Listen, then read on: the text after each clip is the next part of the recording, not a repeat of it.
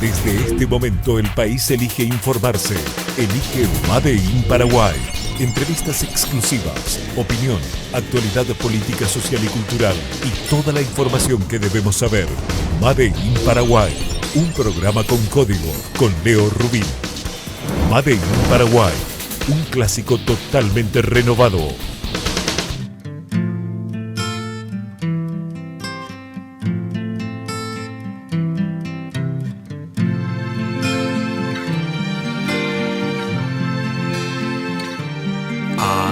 Jai virahoku hai putupeta ahe jai potupa debe hasheve wana aha eje yupe iboraite ko ubu ape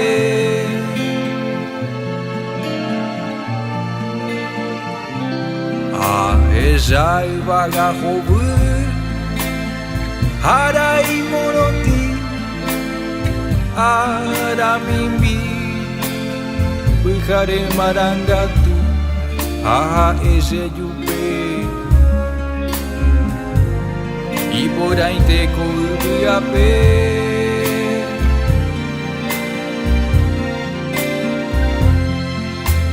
Guarahurapa, Uvagape ipona. Oya veito vacuera, ubipora ya veo hasa, angiru cuera oye ipupuju, oye por andu pajarime, he ise vahikwai, rohaihu, ahendumita ihase, aheshao kakwa. Iguayo iguaveta, se hay catuara caeve aigua, ese yupe. Y por ahí te cobiape.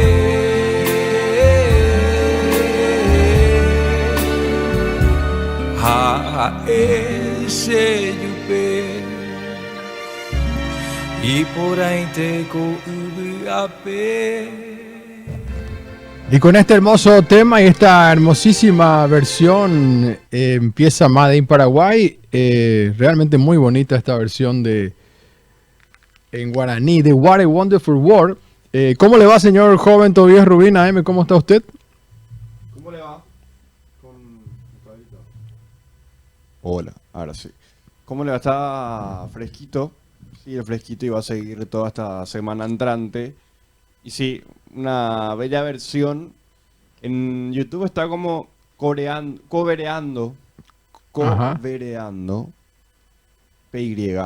Y el cantante se llama Ariel Gómez. Covereando PY y entró a su canal y tiene muchas versiones de covers en guaraní de temas reconocidos. Y bueno, este es un clasicazo y muy lindo el video también. Así es, así es. Podemos ir poniendo de fondo si querés el nuevo todo. Y yo les cuento que, bueno, What a Wonderful World, le estoy acá volviendo a leer para no equivocarme. Algunos datos lo hizo famoso Louis Armstrong. Es una canción de jazz que se lanzó originalmente como un disco sencillo en el año 1967. Bueno, la canción describe un poco cosas simples del día a día y mantiene un tono optimista con esperanza de futuro. Incluso habla de los bebés que nacen en este mundo y tendrán mucho futuro mejor, ¿no? Por eso dice, ¿cómo se dice? Qué hermoso mundo, ¿no? Y no tuvo mucho éxito en Estados Unidos, sin embargo, en el Reino Unido llegó a ser número 1 en el año 68 en ventas. Y bueno, después tuvo una gran difusión nuevamente en varias películas.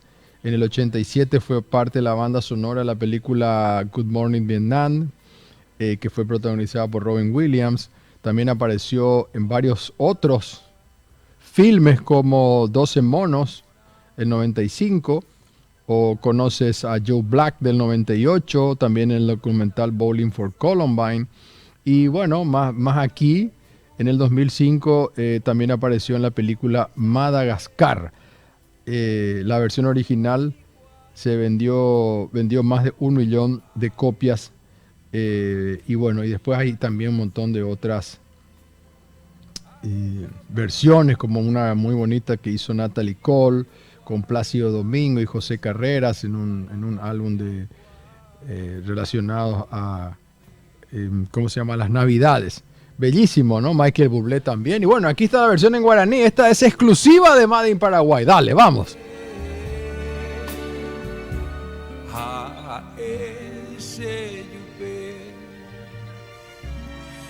Lo lindo para la gente que está en el exterior y que no entiende guaraní es que tiene traducción en español para los que están viendo en televisión. Y hablando de televisión, entonces, como ustedes saben, estamos aquí por Ñandutí AM, tu primera fuente de información, por Ñandutí TV, canal 17 de Tigo Star, por el canal Red en España, por la televisión digital de Madrid, también estamos aquí. Y por supuesto en nuestras plataformas como Leo Rubín en YouTube y / Made in Paraguay y Leo Rubín en Facebook, donde estamos transmitiendo en directo.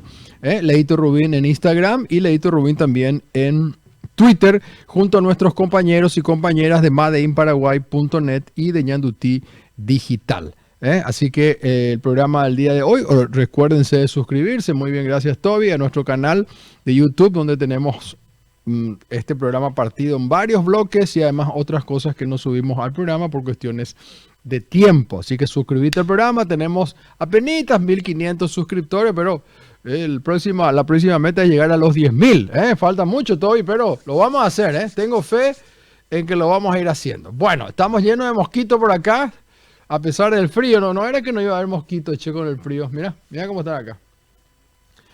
Disfrutando también de Dharmavan los muchachos y las chicas mosquiteras. Bueno, mi querido Tobías, hoy vamos a tener el gusto de hablar con Fernando González Llort. Vamos a poner la tapa acá nuevamente. Él es diputado cubano, preside el Instituto Cubano de Amistades con los Pueblos. Nos va a hablar sobre esto, pero quiero que sepan que la conversación va a ser muy, muy amplia para entender un poco la realidad de Cuba desde otro lado. Porque siempre nos han metido historias, muchas pueden ser verdaderas, de la situación que es real, que vive Cuba de crisis económica muy grande. Pero cómo puede un país que está a 120 kilómetros de Estados Unidos, una isla pequeña, mantenerse firme ante una presión, un bloqueo impresionante, brutal. Recuerdo que una vez me dijo Pelusa, mi hermana, cuando fue a Cuba, que le dio tristeza porque tenía que regalar dentífricos. Y efectivamente ellos no pueden ni siquiera importar dentífricos. Algo tan natural como para nosotros ir a una farmacia y comprar un dentífrico, el que tiene dinero para comprar un dentífrico, o un papel higiénico, en Cuba no se puede hacer porque existe un bloqueo de países encabezados por Estados Unidos que no le permiten importar ni siquiera medicamentos. Entonces hay que entender un poco mucho más allá de esta historia, no, porque es un dictador Fidel, bla, bla, bla. Podemos discutir todo eso. Pero, ¿cómo puede sobrevivir un país como Paraguay, por ejemplo, si tuviera más de 60 años de un bloqueo económico? No pueden hacer transacciones financieras, no pueden... Bueno, todas estas cosas nos van a contar aquí. Nos va a contar Fernando en el programa. Y además, importante, si ustedes no vieron una película, les recomiendo, pueden ver la película o escuchar la nota y después ver la película o hacer 2 veces, que se llama Red Avispa, que está en Netflix, donde habla del caso de estos llamados héroes cubanos que fueron detenidos en Estados Unidos. Ellos, digamos, hacían de espionaje para poder averiguar algunos atentados terroristas que querían hacer en Cuba en los años 90. Y esto se describe muy bien en la película. Incluso algunos quisieron prohibir la película en Estados Unidos. Imagínense, el poder que tiene este lobby cubano-americano en Estados Unidos, fuertísimo, apoyado con muchísimo dinero, sobre todo por los republicanos, pero Joe Biden tampoco es que ha cambiado mucho. Así que vamos a tener el placer y el privilegio de hablar con Fernando González Llort, uno de los que estuvo preso injustamente en Estados Unidos y estuvo 15, casi 16 años preso. Así que si no vieron la película pueden ver y van a entender mejor lo que vamos a hablar con él en este programa el día de hoy. Bueno, mi querido Toby, esta es una semana donde también desde la semana pasada se están nombrando nuevos ministros, que lo está haciendo Santiago Peña para su nuevo gobierno. Así que quiero poder hablar sobre algunos de ellos en particular el día de hoy. Y para eso hoy podemos hablar con nuestro con nuestro periodista Robert Irrazabal. Cuando vos quieras podemos venir a hacer la entrevista con el querido Robert y vamos a hablar un poco con él de algunos de estos ministros. Yo puse la semana pasada, esta semana en mi Twitter, Riera, Barcini, Baruja. Este es el nivel de ministro que nos espera. Mediocres es lo mínimo. Espero que sean los primeros fusibles en saltar. Eso fue lo que yo puse en el Twitter. Bueno, tuvo más de 75.000 impresiones y retweets, comentarios, me gustas, etcétera, etcétera, etcétera, etcétera. Entonces, quiero un poco hablar de algunos de estos ministros. No de todo. Ayer fue nombrado otro ministro más, el de Defensa. Y de él no tengo mucha información todavía como para poder expresarme. Sí, también fue nombrado el canciller, sí, de él puedo hablar, lo conozco. Hizo una declaración que después también les quiero mostrar aquí en última hora. El día de ayer, viernes o el jueves, él estuvo en una reunión de Cerneco y él, futuro canciller, afirma que quiere hablar con China. Expuso ante los empresarios de Cernecos y voy a leer un poco acá textualmente. Dice que Paraguay quiere estar dispuesto a tener relaciones diplomáticas, comerciales y consulares con China, pero sin condicionamientos, y que se mantiene invariable la política con Taiwán. Este es un buen paso para hacerlo discursivamente y es la primera vez que lo escucho y ojalá que sea un paso para el futuro. Ahora bien, el ministro, el futuro canciller, y que ya fue canciller en la época de Nicanor, sabe perfectamente que para China esto es invariable. Es decir, para la República Popular China, Taiwán es parte de su país, es una isla que es parte y que afecta a su soberanía. Entonces, ellos no pueden tener relaciones diplomáticas con Paraguay y al mismo tiempo hacer de cuenta que Taiwán es un país más. Entonces sería como tener relaciones con dos países. Eso es imposible. Entonces es una expresión de deseo muy bonita, pero que no es real. Y eso lo sabe muy bien el canciller. Bueno, ya está, Robert. Podemos hablar entonces con el querido Robert Irrazabal, periodista de Última Hora y de Made in Paraguay. ¿Cómo te va, Robert? ¿Cómo estás? Hola, Leo. ¿Todo bien y vos? Bueno, muy bien, Robert. Quería un poco recordar algunos ministros que han sido nombrados hasta el momento por Santiago Peña, y algunos lo hemos publicado en Made in Paraguay. En el caso de Riera, dice nuestro título: un anticampesino, defensor de tierras malavidas y del agronegocio, será ministro del Interior. Háblame, por favor, de Enrique Riera y de esta designación como ministro del Interior. Bueno, como sabemos, Enrique Riera es una persona que se hizo de fama por impulsar proyectos represivos, pero desde la época de ser intendente, ¿no? Si recordarán cómo cuando sucedieron algunos escándalos de pelea de jóvenes en fiestas, su gran solución fue matar al centro. O sea, suspendió todas las actividades nocturnas después de las 2 de la mañana, no, desde la 1. Después se amplió en la época de Evan y hasta que se suspendió, pero su primera medida represiva en un contexto de digamos, nada que ver, ¿verdad? O sea, ¿qué culpa tiene la gente, el resto de los negocios, de problemas de jóvenes de alta clase social otra vez, ¿verdad? Que se pelean en las calles, ¿verdad? Y eso, además que tampoco detuvo esa realidad, pero sí generó un gran impacto en la economía, en los negocios y en la actividad nocturna, en el turismo incluso, ¿no?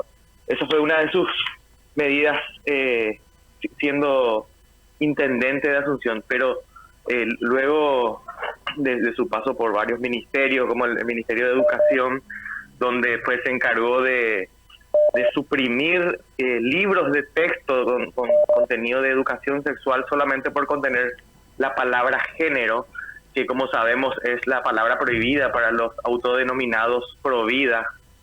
Entonces, sin ningún verdadero criterio de lo que implica la necesidad de la educación sexual y de evitar los abusos sexuales en niños y adolescentes, él aplicó esa medida.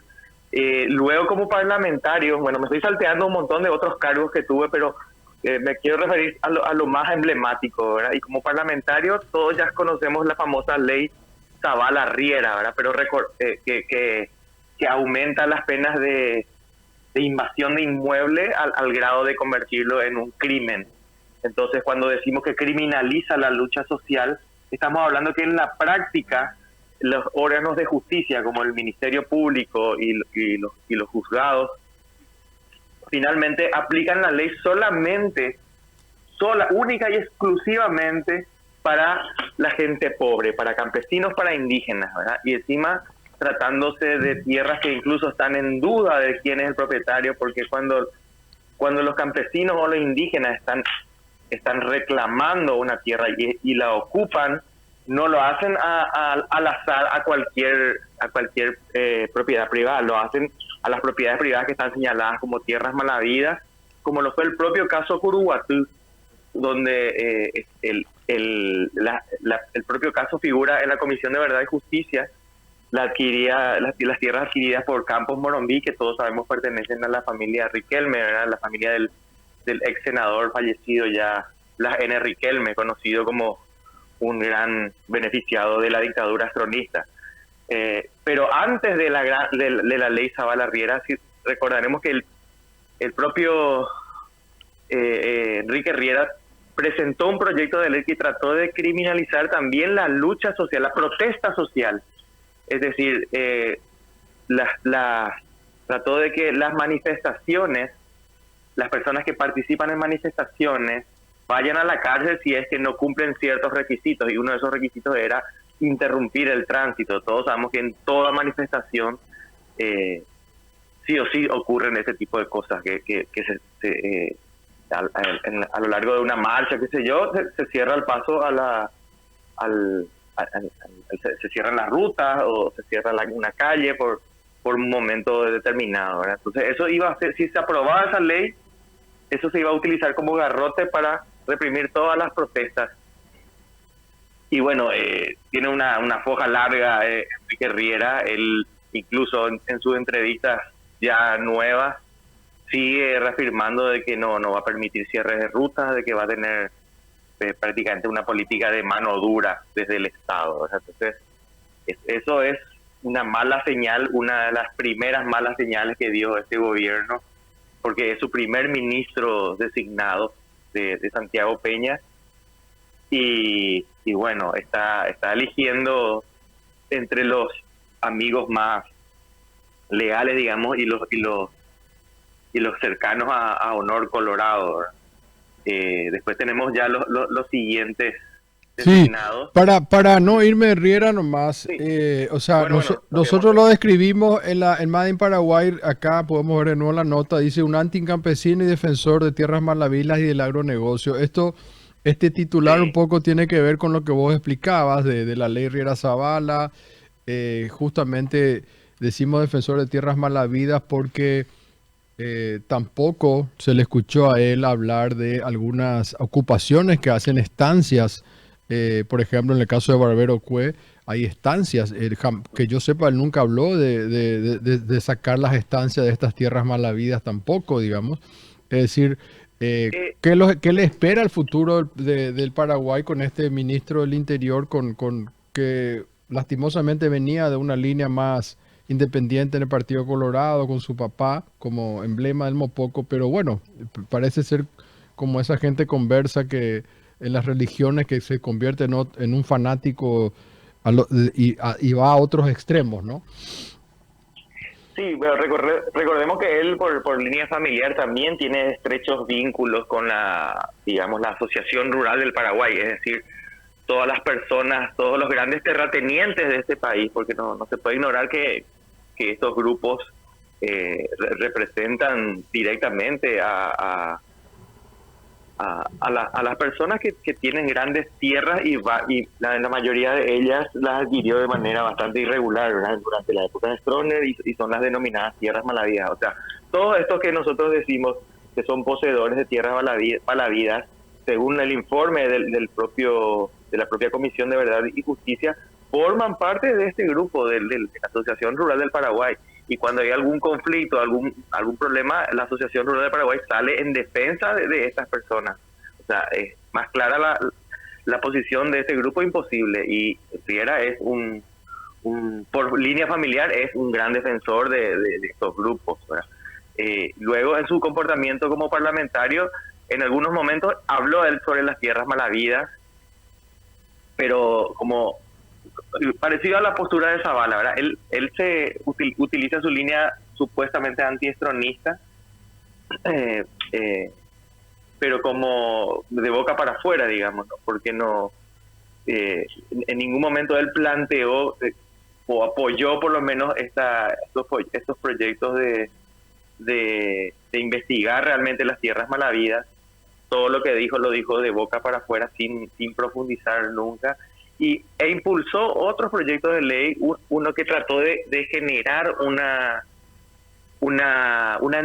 nueva entidad. Él quiso unir catastro con registros públicos. Ese era un proyecto de ley suyo que no prosperó y que en el fondo, según todos los analistas, lo que buscaba era un gran blanqueamiento, porque él utilizado el dato el excedente que existe de territorio registrado en el Paraguay. O sea, lo que está registrado en el catastro es superior a lo que realmente es el territorio paraguayo. O sea, hay un montón de personas que tienen mal registradas sus tierras o tienen de más, producto también eso de la corrupción, ¿verdad? Bueno, entonces él quería blanquear todas estas situaciones, y ahí tenemos también las tierras malavidas. Entonces, ese fue uno de los tantos proyectos de ley que fue considerado por los movimientos campesinos y los investigadores como un proyecto que buscaba blanquear las tierras malavidas. Hablemos de... lado, hablemos de Barcini ahora. Contame de Barcini, nada más y nada menos nombrado ministro de Justicia. Y Barcini, uno de sus antecedentes más antiguos, él fue parlamentario en el... a ver, acá tengo anotado. Fue parlamentario entre el 1998 y 2003, diputado puntualmente. O sea, él atravesó toda esa gran crisis del marzo paraguayo.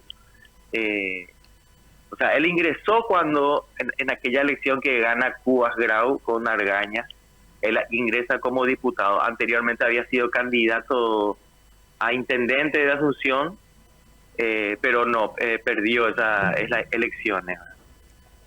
También fue miembro del Parlasur y luego en el 2001, este es su primer antecedente más nefasto. En el 2001 él fue como uno de los primeros, digamos, en ese momento no se le designó significativamente corrupto, pero sí se le canceló la visa a Ángel Ramón Barcini en esa época, porque estaba defendiendo a unos ciudadanos árabes en la triple frontera que estaban en la mira de Estados Unidos por actividades sospechosas. O sea, ya en el 2001, en el 2001, ya hace 22 años. Se le canceló la visa. Se le canceló. ¿Qué es lo que hoy hacen cuando hacen la primera designación de corrupto? Te cancelan la visa. Sí, a él le cancelaron en el año 2001 por sus nexos con personas sospechosas de tener vínculos con terroristas. Sí. Con grupos terroristas. Ali Khalil Merhi era un pirata y financista de los movimientos terroristas en el Medio Oriente, quien él llevó al palco de la ANR en Ciudad del Este durante un encuentro político con Félix Argaña, que era entonces candidato a vicepresidente. O sea, él le subió al palco a una persona vinculada con terrorismo, digamos. Así mismo. Esa era la campaña de luego del marzo paraguayo, que fallece Argaña y sube González Macri como presidente. Bueno, quedó aquella vacancia de la vicepresidencia y bueno, Félix Argaña se presenta, pero finalmente gana Yoyito Franco esa elección. Sí. Y bueno, en el medio de la campaña política, ahí Marchini le lleva al palco colorado a sus amigos que eran sospechosos del gobierno de los Estados Unidos. Eso provoca que le nieguen la visa. Y bueno, y estuvo, en esa época se puso rabioso porque ellos se sentían poderosos y había tenido muchos conflictos con el embajador entonces de Estados Unidos. Bueno, ese es uno de sus antecedentes oscuros, ¿verdad? Y después fue nombrado, digamos, después sí, embajador embajador en Qatar. en Qatar. Eso fue con Cartes, imagínate. Sí, O sea, con hay Cartes. una especie de reciclaje otra vez acá del cartismo. O sea, Ujú. como él es un caso de que fue candidato a senador, opción 25 era él, y no entró en la lista. Entonces, como premio consuelo le dan este cargo. Ujú.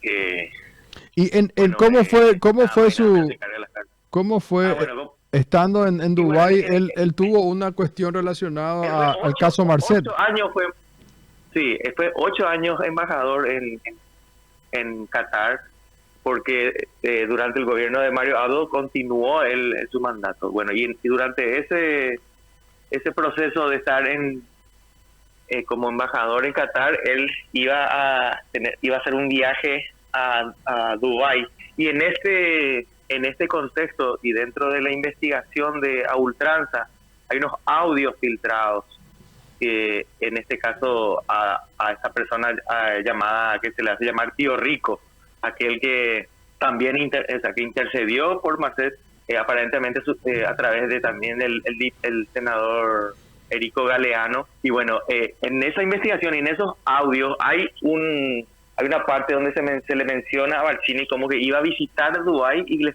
estaban diciendo que se contacte con él. O sea, la cita textual dice: el embajador va a estar mañana en Dubái, el embajador de Paraguay se llama Ángel Barcini, él es embajador, él quiere hablar con el abogado y con tu señora para que le explique. Ese es lo que le dice en el audio Tío Rico a Marcet en un audio filtrado. O sea, según este audio, si dice él quiere hablar con el abogado y con tu señora, quiere decir que llegó a estar al tanto de la situación.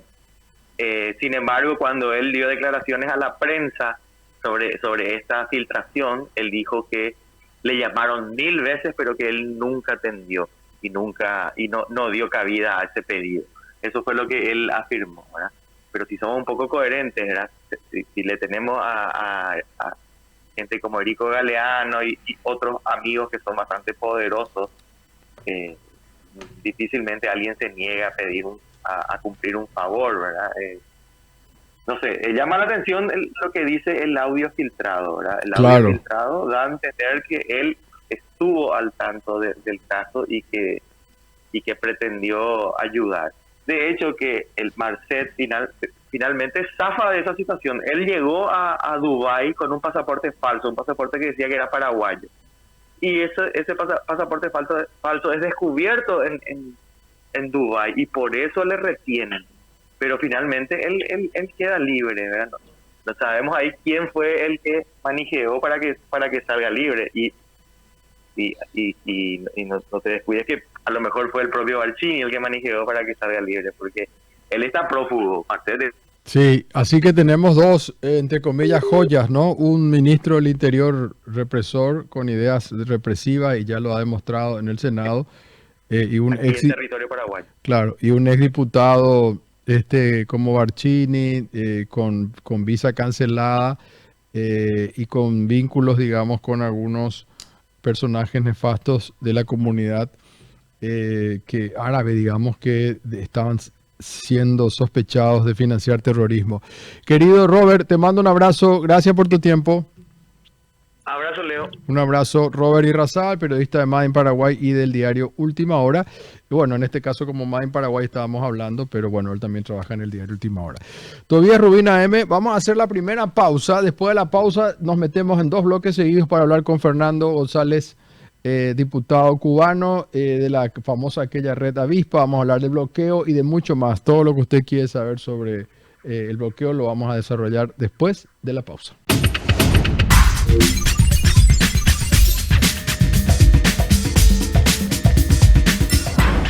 Bueno, les decía que es realmente un honor poder tener un invitado de lujo, ¿no? Como los que solemos tener en el programa, pero en particular a Fernando González Yort. Tiene un currículum muy grande que lo vamos a ir desarrollando en parte en el programa, pero él es diputado de la Asamblea Nacional del Poder Popular en Cuba y presidente actualmente del Instituto Cubano de Amistad con los Pueblos. Hola Fernando, diputado, ¿cómo está? Muchas gracias por recibirnos.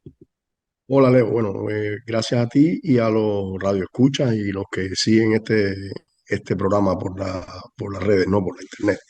Sí, y Le- además, Me disculpo, me disculpo ante ellos, no por la voz, que estoy un poco agripado, ¿no? sí, gracias por el esfuerzo. Bueno, estamos saliendo también en la TV Ñandutí, en un canal de noticias, y también estamos ahora en España con el canal Red. Así que espero que este programa sea de utilidad para entender un poco mejor las cosas que tienen que ver con la realidad de Cuba, porque hay una manera sesgada de ver a Cuba que nos han implantado en la mente, digamos, ¿no? Desde hace mucho tiempo. Yo creo que son momentos muy importantes para poder sacar mitos y por otro lado hacer aclaraciones y escuchar también lo más importante, que es la voz de las personas en directo. Diputado, quiero hablar de sus comienzos, ¿no? Porque usted, entre otras cosas, estuvo detenido en Estados Unidos. Yo recuerdo cuando estuve en Cuba en el 2009 que en el aeropuerto había un cartel donde hablaba de los 5 héroes, y usted estaba entre ellos. ¿Podemos recordar por qué lo habían detenido en Estados Unidos a la gente de Paraguay que no sabe la historia? Bueno, yo voy a tratar de hacer un resumen breve de en qué consiste el caso, ¿no? Yo creo que parte de las herramientas de la política exterior de Estados Unidos hacia Cuba desde el inicio mismo de la revolución ha sido el terrorismo, ¿no? Eh, Siempre hubo desde el propio inicio de la revolución grupos entrenados, financiados en Estados Unidos, organizados a través de la Agencia Central de Inteligencia que se dedicaron a promover una agenda terrorista contra Cuba, pensando que de esa manera derrocarían al gobierno revolucionario. La CIA y el gobierno de los Estados Unidos reclaman que ellos a partir de 1976 se desvincularon de todo eso. Pero lo cierto es que los grupos siguieron funcionando. Son personas cuya preparación, cuyo entrenamiento fueron obtenidos a través de la Agencia Central de Inteligencia y más allá de si mantienen o no en este momento un vínculo con la agencia, lo cierto es que las autoridades del gobierno norteamericano siempre o fueron cómplices de ellos o los dejaron hacer. Y quienes estaban en función en Estados Unidos de no permitir la, las acciones terroristas contra otros países desde su territorio no le ponían fin a esas actividades, precisamente porque se conjuga con su agenda política, ¿no? Le viene muy bien a su agenda política de tratar de desestabilizar al gobierno de Cuba.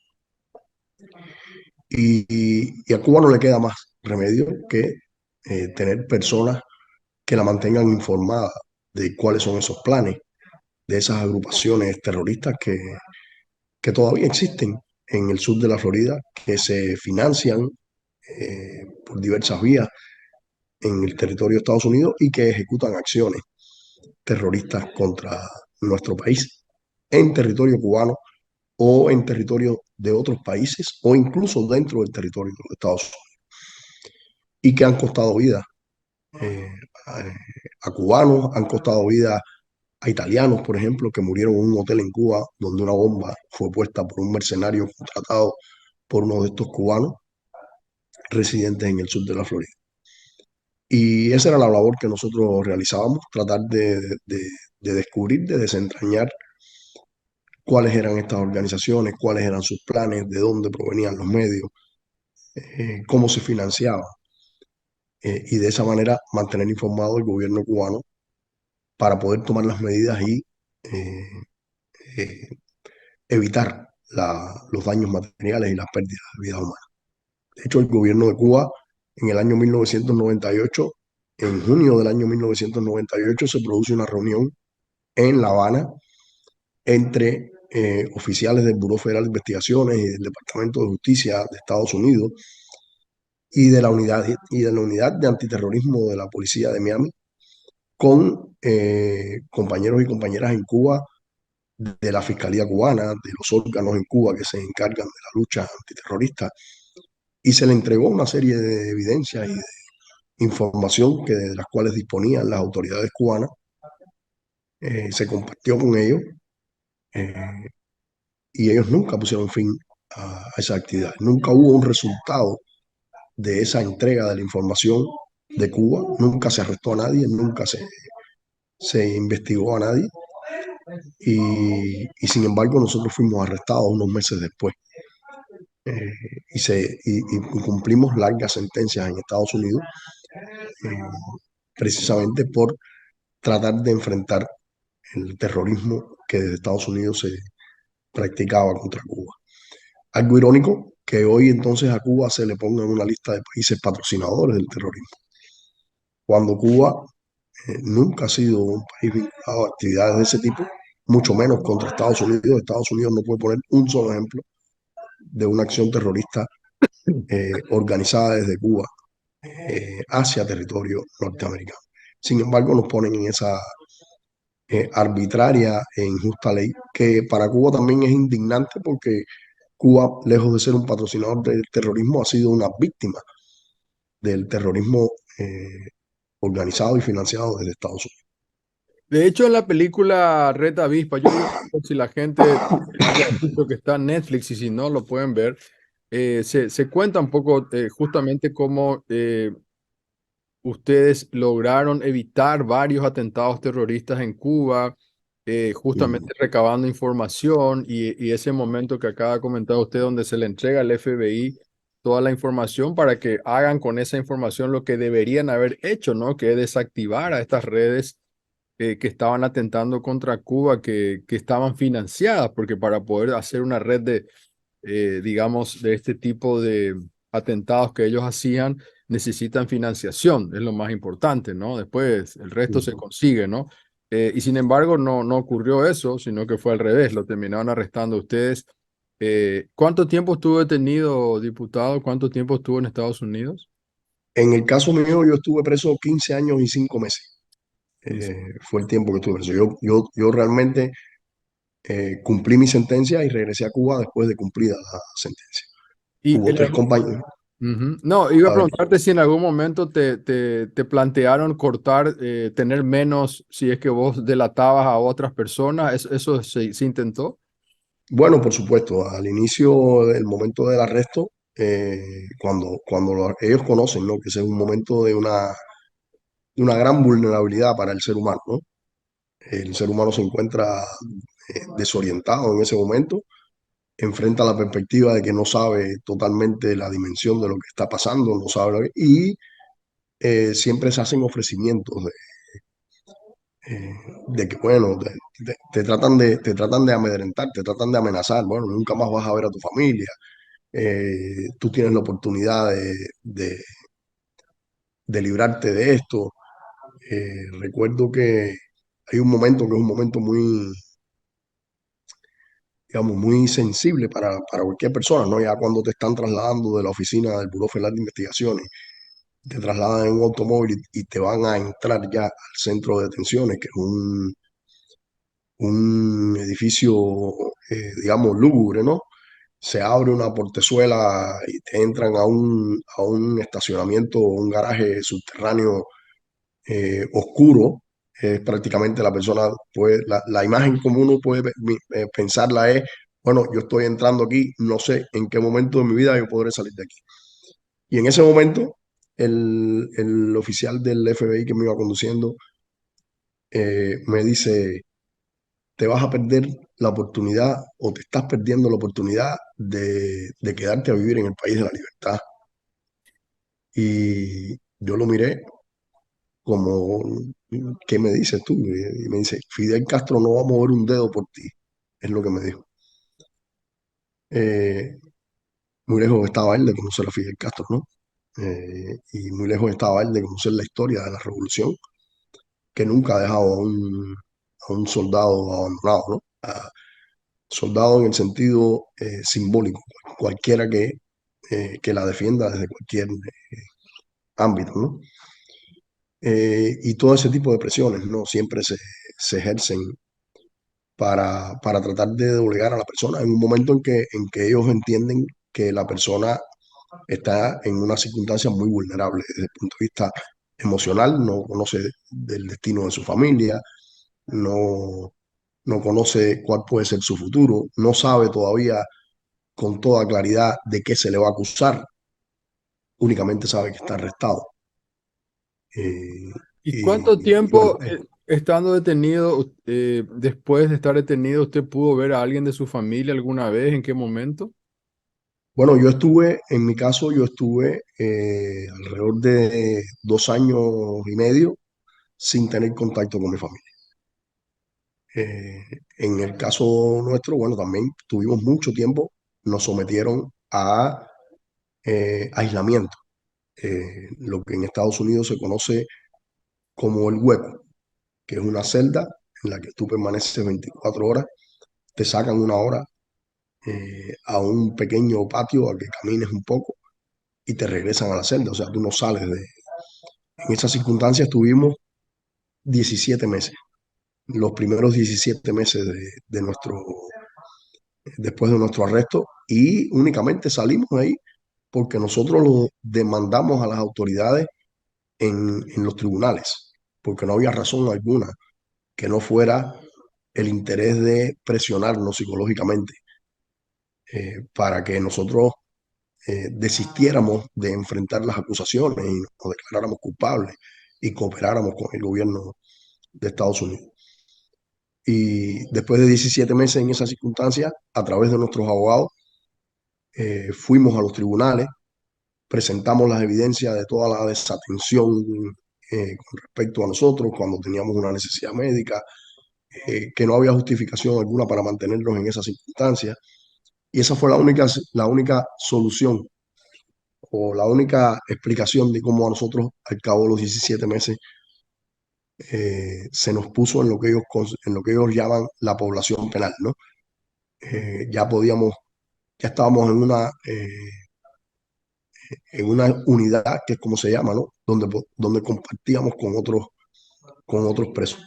Pero Y- tuvimos un régimen de aislamiento muy fuerte que buscaba doblegarnos Exacto. y, y evitar que nosotros enfrentáramos las acusaciones que se nos hacían. Ese ¿Cómo se, aislamiento tiene un... eso te iba a preguntar, diputado, ¿cómo se hace para mantener la mente, digamos? Porque nadie se puede imaginar tanto tiempo estar encerrado. Bueno, acá en la época, recuerdo también de la dictadura, hemos tenido muchos casos en Paraguay, pero ¿cómo hacer para tener la mente, cómo hacer para detenerla? ¿Qué uno está pensando? ¿Cómo uno hace para mantenerse estable, digamos, emocionalmente en una situación tan dura? Bueno, yo creo que, disculpen, yo creo que lo primero, ¿no?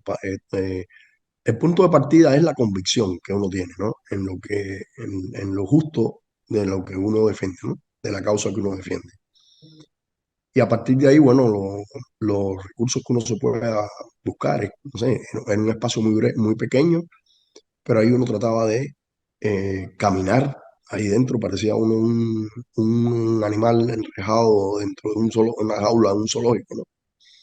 En un espacio muy pequeño, tratar de caminar, tratar de leer. Recuerdo los primeros momentos, no teníamos acceso a periódicos, a literatura ninguna,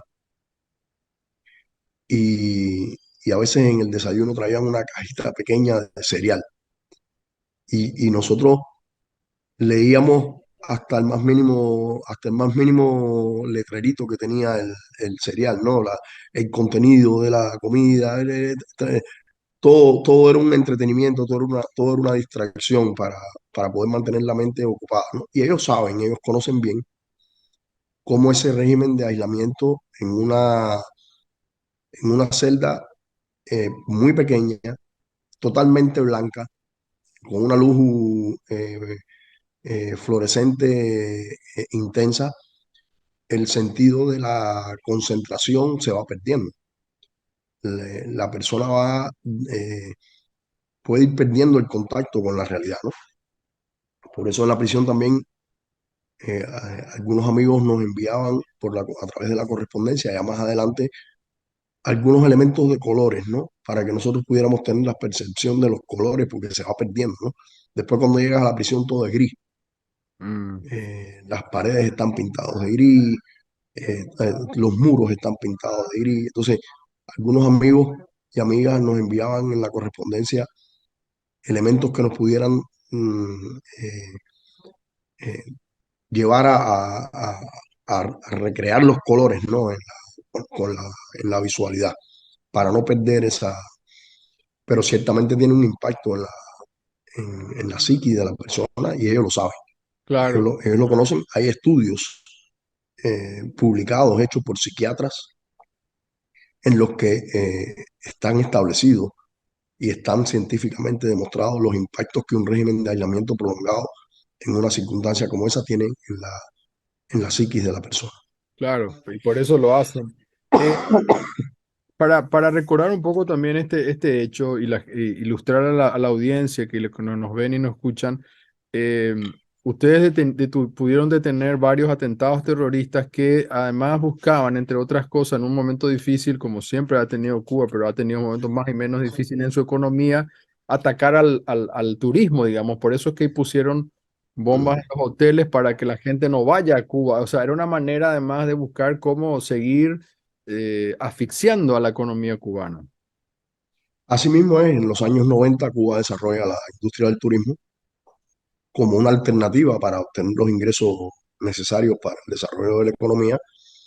Y hubo grupos en Estados Unidos que se propusieron tratar de disuadir a las personas de viajar, tratar de crear la impresión de que Cuba era un país inseguro para el turista, tratar de dañar la imagen de la industria turística cubana. Y hubo personas, organizaciones de esta índole en Miami que se dedicaron a reclutar personas, enviarlas a Cuba con explosivos escondidos de diferentes maneras. Y estas personas se dedicaron a plantar bombas en los lobbies de los hoteles, en los baños de los hoteles, en agencias de viaje, en agencias rentadoras de automóviles, de uso de los turistas, tratar de crear una sensación de inseguridad. Cuando estas cosas comenzaron a suceder en La Habana, inmediatamente hubo declaraciones desde estas organizaciones en Miami, tratando de hacer ver que eran acciones organizadas por elementos de las Fuerzas Armadas cubanas que estaban, eh, digamos, descontentos con el gobierno cubano, y todo esto era una cosa elaborada por ellos, creada por ellos. Creo que que fue en aquel momento, en los años de los 90, un énfasis específico en el área del turismo, pero que tiene los antecedentes largos en muchas acciones de este tipo que han tenido lugar en otras áreas de la economía cubana, en las zafras azucareras que trataron de ser dañadas. Siempre ha habido un esfuerzo por dañar la economía de Cuba, por negarle a Cuba la posibilidad de su desarrollo. Y en este caso, en los años 90, entendamos también que en los años 90 se produce una gran frustración en la contrarrevolución cubana, porque Cuba venía de un vínculo con la entonces Unión Soviética y lo que se conoció como el campo socialista, en la que teníamos condiciones ventajosas de comercio y obteníamos los recursos necesarios para nuestro desarrollo a través de un comercio mutuamente beneficioso. Cuando se hunde el campo socialista y se desintegra la Unión Soviética, la contrarrevolución realmente pensó que era la hora final de la revolución cubana. Y cuando vieron entonces a la revolución cubana no solo resistir aquella circunstancia en la que Cuba pierde prácticamente el 85% de su comercio exterior y decrece el Producto Interno Bruto en Cuba 35%. Para todos ellos pensaron que aquel era el fin de la revolución. Y sin embargo, Cuba resistió, Cuba salió a flote, tomamos medidas en la economía, se tomaron medidas en la economía que fueron, digamos, dolorosas, pero que permitieron a Cuba salir a flote, y una de esas medidas fue la apertura al turismo. Y en ese sentido fue que se propusieron atacar la fuente principal que en aquel momento tenía Cuba, para obtener el financiamiento necesario para su desarrollo. Es por eso que se centran en aquel momento en la industria turística cubana. ¿Qué papel, para no alargar más este tema, pero es tan interesante, tan maravilloso poder tener la oportunidad de escuchar de una persona clave en ese momento de Cuba? ¿Cuál fue el papel de Mas Canosa realmente? Estamos hablando de un empresario de origen cubano, ¿no? Él fue el que financiaba prácticamente todo esto. Bueno, Jorge Mascanosa fue el creador, el fundador y fue el directivo principal hasta su fallecimiento de la Fundación Nacional Cubano-Americana, un organismo que se crea en los años 80, a principios de los 80, durante la administración de Ronald Reagan, más o menos siguiendo el patrón del lobby judío en Estados Unidos, para crear una organización que fuera digamos, a la luz pública, fuera como el lobby de la causa cubana ante el gobierno de los Estados Unidos, suponiendo y haciendo ver que algo que no es real, que ellos eran la opinión de los cubanos residentes en el exterior. Y realmente no era así. Lo que pasa es que eran los que tenían el poder económico. Esta organización que públicamente mantenía un rol político, legal, en el sistema norteamericano, de lobby en el Congreso, de lobby ante la rama ejecutiva del gobierno, también tenía una rama paramilitar no conocida. Y esta rama paramilitar era la que se dedicaba a financiar todos estos proyectos terroristas o una buena parte de estos proyectos terroristas. De hecho, unos días antes de nosotros ser arrestados, hay un artículo en el New York Times que puede ser revisado en las bibliotecas. Una serie realmente, fueron dos artículos extensos en los que un periodista del New York Times viaja a ver al artífice de la organización de estos atentados terroristas contra los hoteles en La Habana, el señor Luis Posada Carriles, de connotada trayectoria terrorista, y el señor Luis Posada Carriles en ese periódico y en esa entrevista extensa en la que justifica sus acciones, también se refiere al financiamiento que recibía de la Fundación Nacional Cubano-Americana y de su relación con Jorge Mascaroso. Después, por supuesto, vinieron las presiones, él se retractó de lo que había dicho al New York Times, pero lo cierto es que está ahí escrito, se puede ir a la biblioteca, se puede buscar el periódico y se puede ver las cosas que él dijo. Por supuesto, nosotros no necesitábamos una entrevista del New York Times para saber quién era Luis Posada Carriles y para saber de dónde provenía el dinero que le llegaba a Luis Posada Carriles para su cruzada terrorista contra Cuba. Nosotros estábamos claros de que provenía de la Fundación Nacional Cubano-Americana, a pesar de que fuera un vínculo que no era público y que era un vínculo que se trataba de esconder. De manera que esta organización, que tenía una vida política pública aparentemente legal, de la manera en que funciona la política en Estados Unidos, también tenía un ala paramilitar que era la que se encargaba de estas acciones terroristas. Diputado, ¿le parece que hagamos una brevísima pausa y volvemos y seguimos con más temas? Estoy a su disposición. Vamos a la pausa entonces, ya volvemos.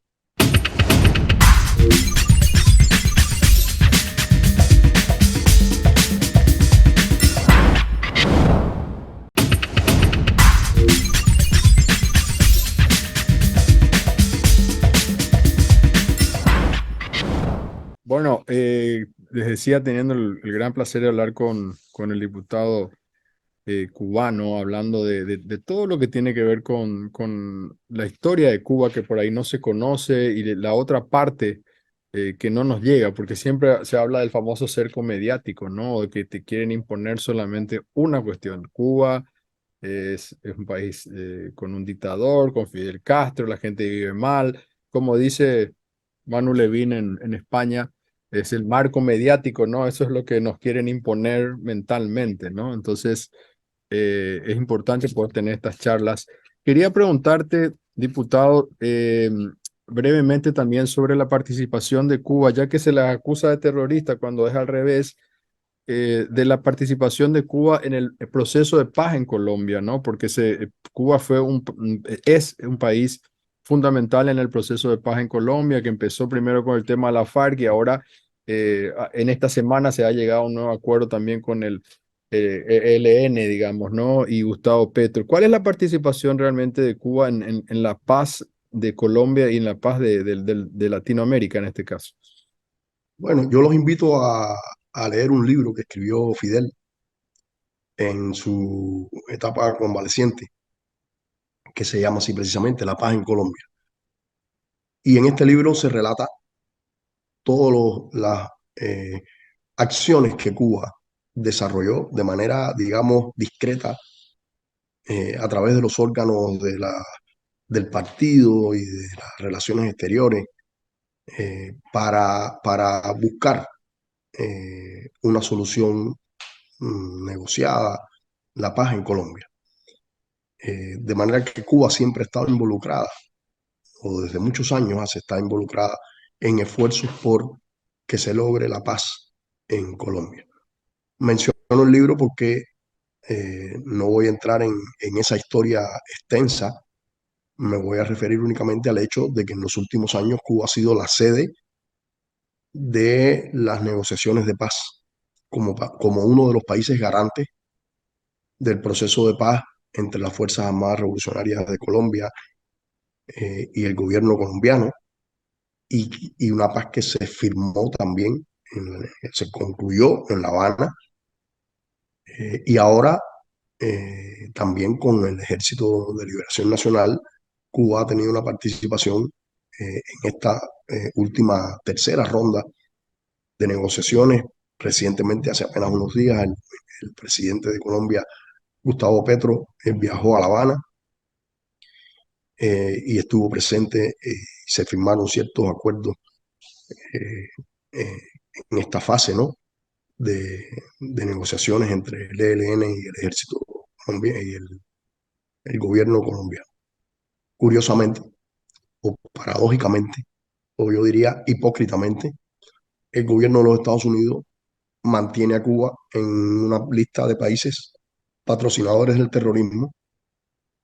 El pretexto que se utilizó cuando se nos volvió a poner en esa lista es que Cuba tenía en su territorio a un grupo de guerrilleros del Ejército de Liberación Nacional de Colombia.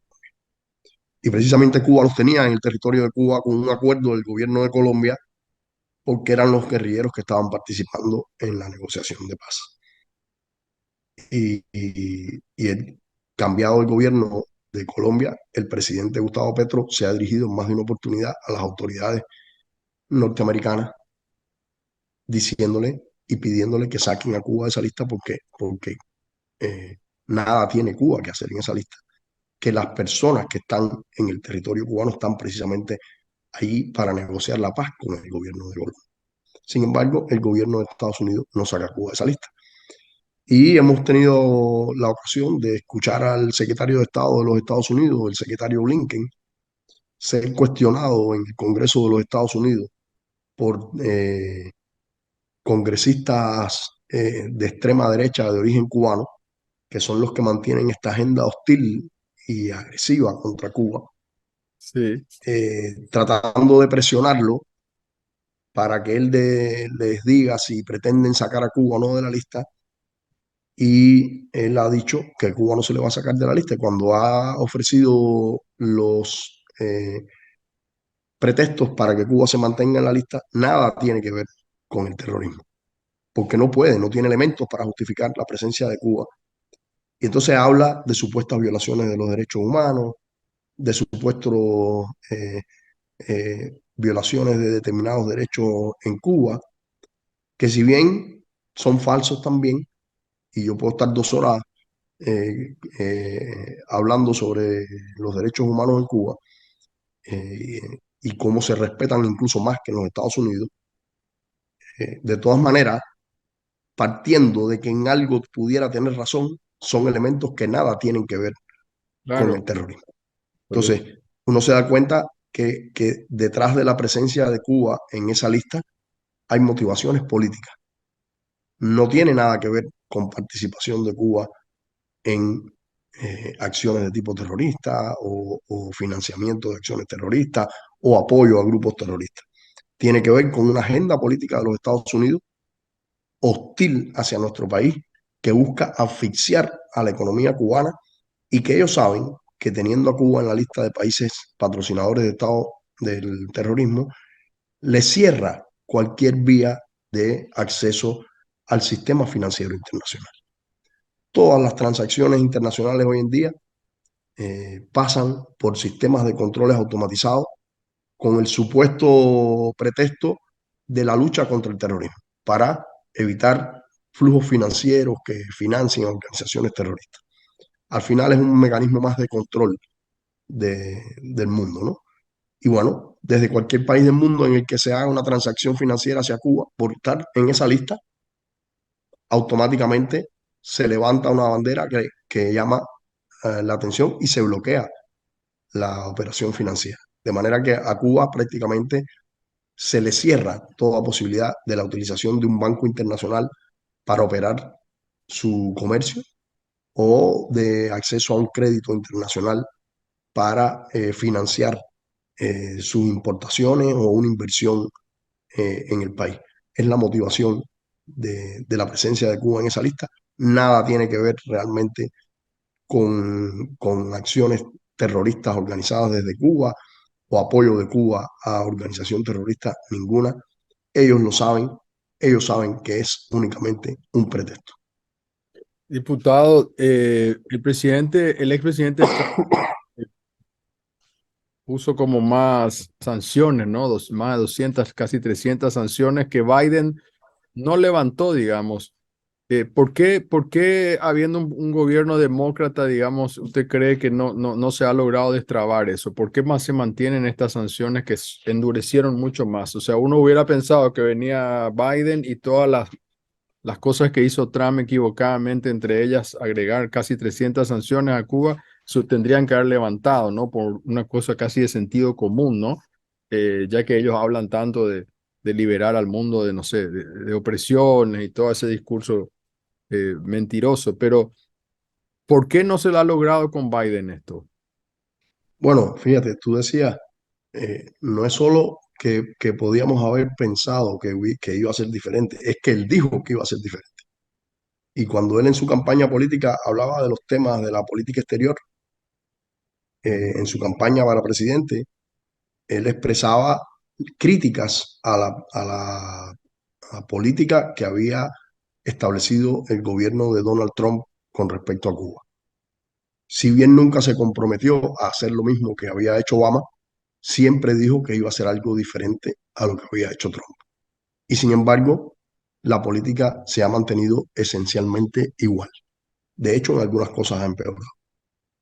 El bloqueo económico, comercial y financiero a Cuba data de hace más de 60 años.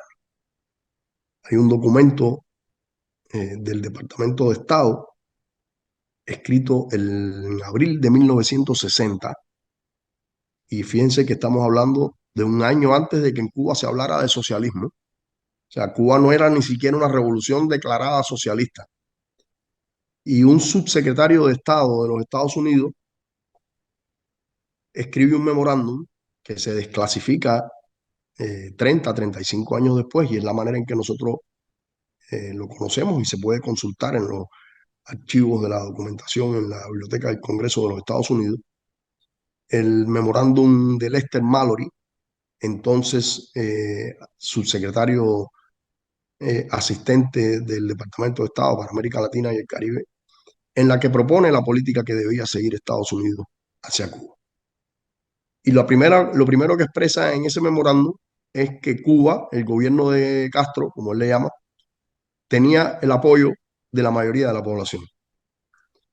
Y que la única manera de restarle ese apoyo al gobierno cubano era, y empieza a enumerar las medidas. Bueno, negarle a Cuba toda posibilidad de obtención de financiamiento, negarle a Cuba el acceso a los recursos, negarle a Cuba toda posibilidad de desarrollo de su economía, llevar a la economía cubana a estados de crisis, llevar a los salarios reales de los cubanos a que se deprimieran en su capacidad de compra. Y voy a usar la palabra textual que dice el documento. Lo pueden revisar, no lo estoy diciendo yo, está en el documento, en un documento oficial de una agencia del gobierno de los Estados Unidos proponiendo una política. Poner a los cubanos a pasar hambre. Así lo dicen, pueden consultar. Ese es el diseño que se propuso en el año 1960. Esa ha sido la política de los gobiernos de Estados Unidos en el año 60 y hasta hoy. La columna vertebral del entramado de leyes y regulaciones que conforman el bloqueo económico, comercial y financiero hacia nuestro país son la ley Torricelli del año 1992, que ya quita toda posibilidad de comercio con alguna subsidiaria de empresa norteamericana, no importa el país en el que se encuentre, y la ley Helms-Burton, aprobada en el año 1996, que es la ley también a través de la cual el presidente de los Estados Unidos, que hasta ese momento había tenido el derecho desde la rama ejecutiva del gobierno de modificar los temas relativos al bloqueo, se quita él mismo ese derecho y se lo da al Congreso de los Estados Unidos. O sea, convierte en ley el tema del bloqueo, lo que se llama que codifican el bloqueo. Por lo tanto, para levantar el bloqueo ahora no es el presidente de los Estados Unidos, aunque puede hacer mucho por abrirle huecos a ese bloqueo. Ahora tiene que ser el Congreso de los Estados Unidos, el único con autoridad para eliminar todas las regulaciones que implican el bloqueo. Ahora, a pesar de esas leyes, a pesar de todo el entramado de regulaciones y normativas que implica y que han ido aprobando en el transcurso de más de 60 años y que tienen un efecto sobre la economía cubana, Cuba tenía ciertas maneras, con mucha dificultad, con obstáculos importantes a, a vencer, de obtener algún financiamiento, de realizar comercio con algunos países, de obtener créditos de algunas instituciones financieras, de obtener las remesas que le aportan los cubanos que viven en el exterior. Y durante la administración Trump, él se nucleó de un grupo de personas de origen cubano que llevan mucho tiempo residiendo en los Estados Unidos, algunos de ellos nacidos ya en Estados Unidos, no conocen Cuba, no saben qué cosa es Cuba, pero tienen una agenda anticubana. Se nucleó de esas personas, lo fueron asesorando y se dedicaron a cercenar cada una, quirúrgicamente fueron cortando cada una de esas vías a través de las cuales Cuba podía obtener ciertos recursos para su financiamiento, realizar cierto comercio, eliminaron todo el envío de las remesas a Cuba, eliminaron toda posibilidad de los norteamericanos de viajar a Cuba, empezaron a perseguir los embarques de combustible hacia Cuba. No solo persiguieron las empresas que le vendían el combustible a Cuba, persiguieron a las navieras que trasladaban ese combustible a Cuba. Cuando eso no fue suficiente, comenzaron a perseguir a las empresas aseguradoras que aseguraban esos embarques hacia Cuba, porque un navío, un buque tanque, lleva una carga de 40 millones de dólares. Eso una empresa lo tiene que asegurar. Claro. Si ninguna empresa te quiere asegurar ese envío, nadie lo hace, por muy buena intención que tenga. Porque si ese envío se pierde en el mar, sufre es una pérdida considerable. De manera que hicieron un esfuerzo extraordinario, y como tú mencionabas, ¿no? Hay un total de 243 medidas más allá de las ya existentes que conforman el entramado legal del bloqueo que el presidente Donald Trump aprobó durante sus 4 años de mandato. Una gran parte de esas medidas, todas hostiles hacia Cuba, tenían que ver con temas económicos, tenían que ver con un recrudecimiento del bloqueo. Sin embargo, el presidente Biden, siendo de un partido diferente al de Donald Trump y habiendo corrido para presidente con una campaña en la que prometía y expresaba su desacuerdo con esa política y que en su administración las cosas serían cambiadas, ha mantenido esa política que se ha definido como una política de máxima presión sobre Cuba. Máxima presión en el sentido de llevar a la economía cubana realmente a un estado de asfixia. Es lo que se propone, llevar a la economía cubana a un estado de asfixia. Y entonces el mismo gobierno que por una vía, con una mano, te está estrangulando por el cuello y te está prácticamente dejando sin capacidad de respirar, por la otra vía, con la otra mano, está organizando acciones subversivas dentro del país. Está tratando de capitalizar en una supuesta irritación que pueda existir en un grupo de cubanos por la situación creada. Está financiando a un grupo de ellos para que promueva una rebelión en Cuba. Y esa es la política que se ha aplicado contra nuestro país. Por mucho Diputado, tiempo, sí, sí, por no, mucho tiempo, durante la administración Biden, algo que heredó de la administración Trump, que prácticamente cerró la embajada de Estados Unidos en Cuba, negando toda posibilidad de emigración hacia Estados Unidos por vías legales, negando toda posibilidad de que un cubano fuera a visitar a su familia que reside en Estados Unidos. Por mucho tiempo, esa política de máxima presión incluía precisamente aprovechar esa presión económica interna dentro del país, crear una situación caótica dentro del país y a la misma vez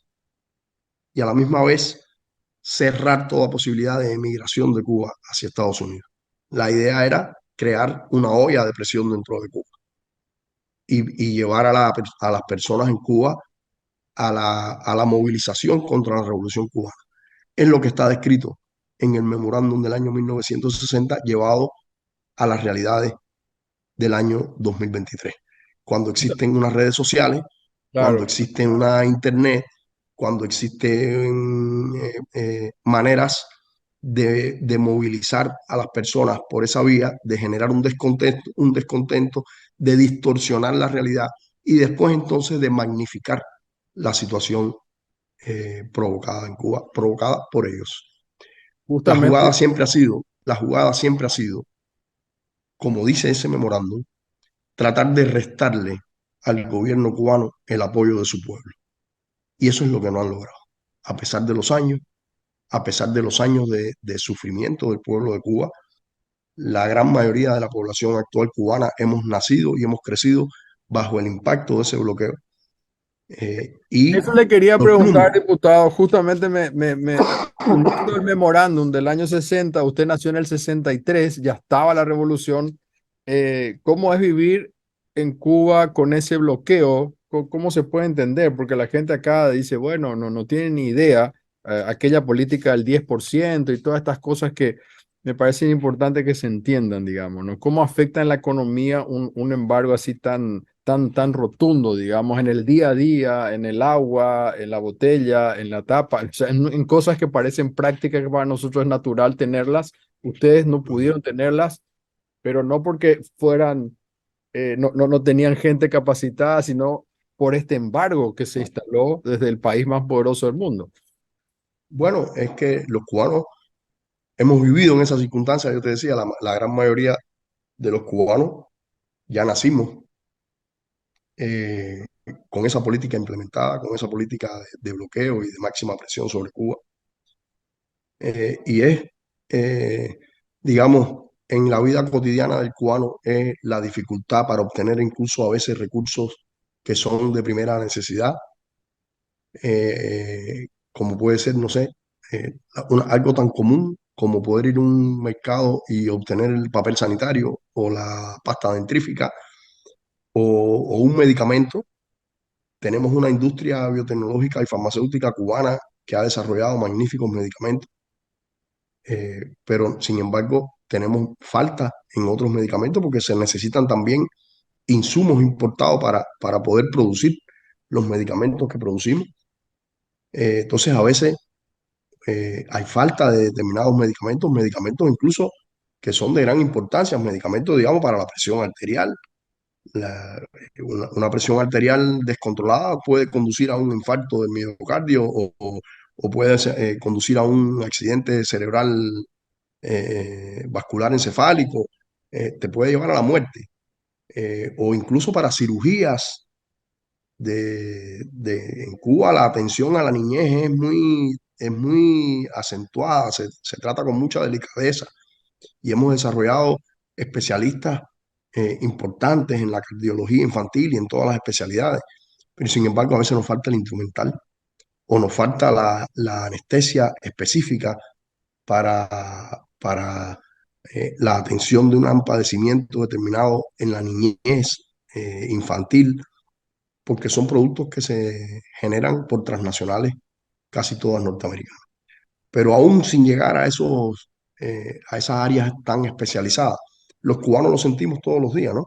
En cuanto nos tenemos que transportar y tenemos una limitación seria en la capacidad de la transportación pública, porque no podemos importar todos los medios de transporte que necesitamos y porque no tenemos tampoco la capacidad de importar las piezas y los repuestos para mantener ese parque de transporte funcionando eficientemente.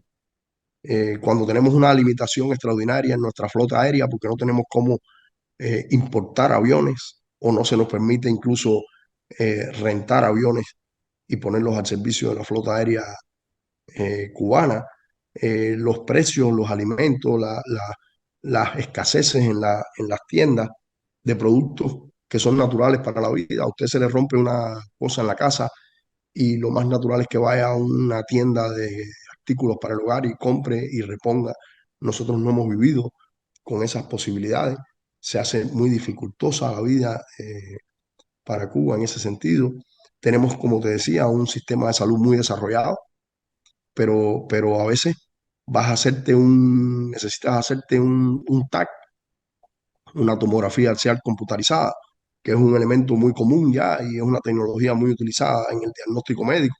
Y sin embargo, los equipos no están funcionando porque no se ha podido importar la pieza que necesitan para reponerle, para que siga funcionando, o un equipo de rayos X, o digamos las clínicas estomatológicas que están diseminadas por todo el país, pero que requieren de todo un instrumental y de toda una serie de materiales que son importados y que a Cuba le cuesta mucho trabajo obtener.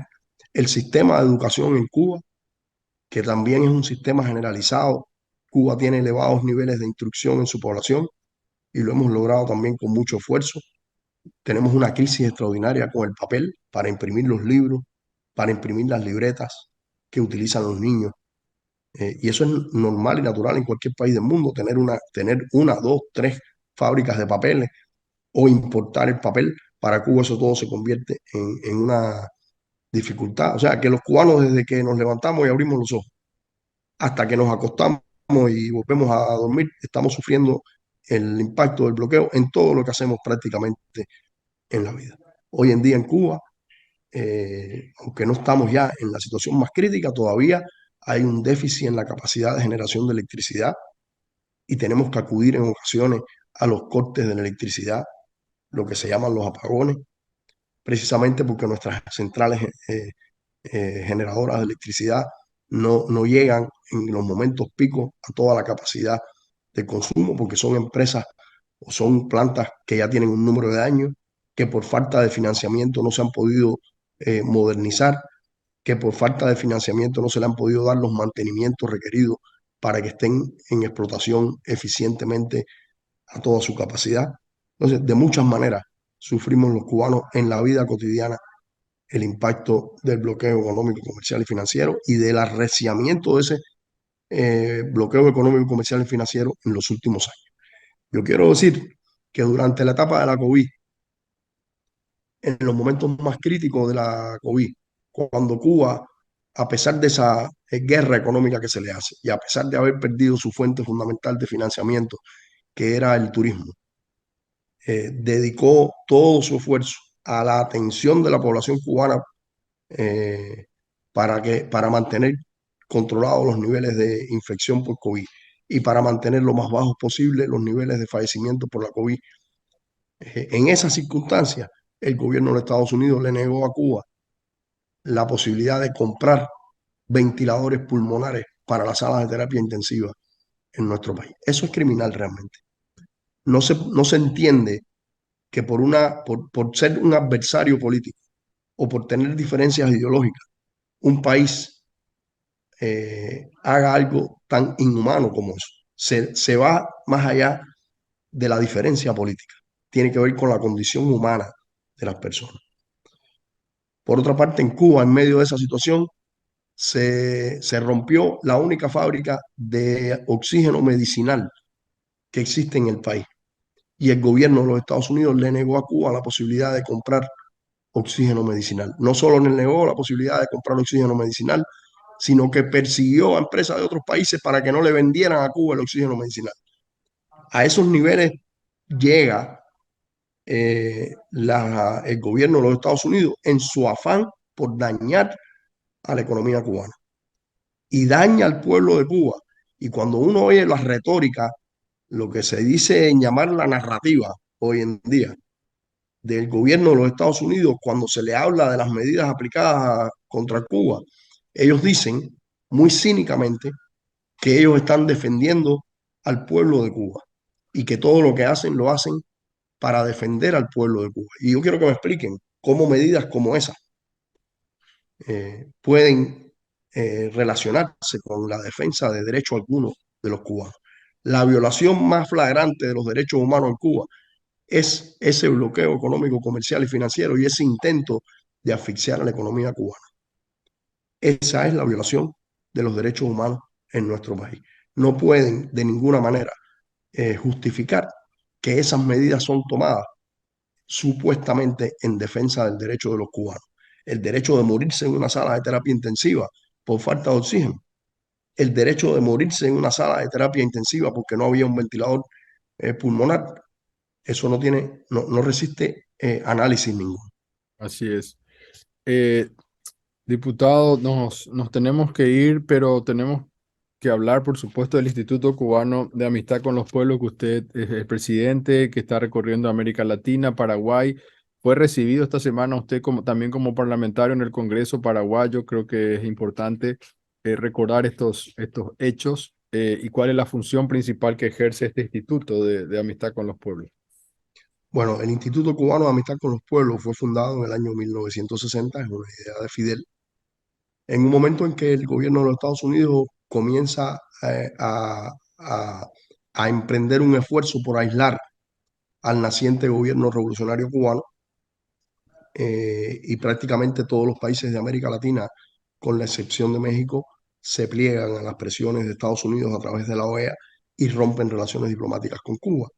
Otros países en el mundo también lo hicieron, otros no se plegaron, pero enfriaron las relaciones y Fidel crea el Instituto Cubano de Amistad con los Pueblos con el objetivo de fomentar los lazos de amistad y de solidaridad entre los pueblos. La filosofía era, bueno, puede que los gobiernos no quieran tener relaciones con nosotros. Nosotros vamos a mantener relaciones con los pueblos. Y esa es la idea fundacional del Instituto Cubano de Amistad con los Pueblos. Fomentar los lazos de amistad y de solidaridad de Cuba con el mundo y del mundo con Cuba. Básicamente, en esencia, es la función del instituto. Con los años se ha venido desarrollando a lo largo y ancho del mundo un movimiento de solidaridad con Cuba que básicamente apoya a Cuba en su reclamo de que se levante el bloqueo económico, comercial y financiero. Y hoy nosotros mantenemos comunicación con más de 1.600 organizaciones de solidaridad en 150 países del mundo. Y aquí en Paraguay existe una coordinadora de solidaridad con Cuba, conformada por agrupaciones provenientes de diferentes partidos políticos y que los une el empeño de solidarizarse con Cuba. Y hemos venido a participar en el encuentro nacional de esa coordinadora que viene haciendo un trabajo que a nosotros nos resulta muy destacado y muy interesante. Por supuesto, en mi condición de diputado a la Asamblea Nacional y de miembro de la Comisión de Relaciones Internacionales del Parlamento cubano, he sido recibido muy gentilmente por el presidente del Congreso.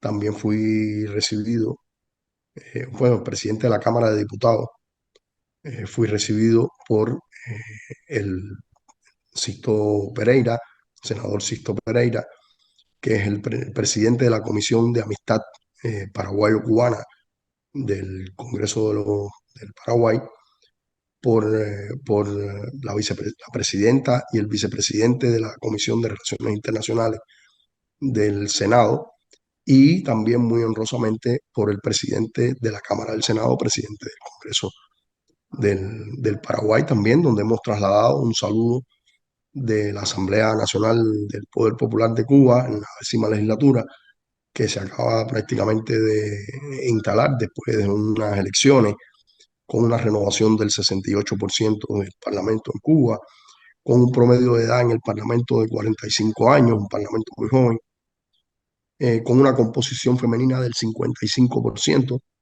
para el segundo Parlamento del mundo con una participación femenina mayor. Tenemos un gran número de compañeras ahí en el Parlamento. Y bueno, trasladar el saludo de la Asamblea Nacional y la voluntad también desde el Parlamento cubano de trabajar en el ámbito parlamentario conjuntamente en los temas que pueden resultar de interés y en los que podemos trabajar juntos. Yo creo que en el mundo existen muchos desafíos y esos desafíos debemos enfrentarlos de conjunto, buscando lo que nos une y no lo que nos separa. El mismo desafío de la COVID puso a prueba a la humanidad. Yo creo que se perdió una oportunidad de una mayor cooperación internacional en ese sentido, para algo que era algo que la humanidad entera estaba enfrentando y que requería una respuesta también coordinada de muchos países en el mundo. Entonces, nosotros creemos en el fortalecimiento de los vínculos parlamentarios también, y bueno, con mucho honor fuimos recibidos ahí en los ámbitos parlamentarios paraguayos. Diputado Fernando González Yort, muchísimas gracias por su tiempo. Un gran honor hablar con usted. Gracias a ti, Leo, y gracias a los radioescuchas y a los que están viendo el programa también. Muchas gracias. Nosotros hacemos una pausa y ya volvemos.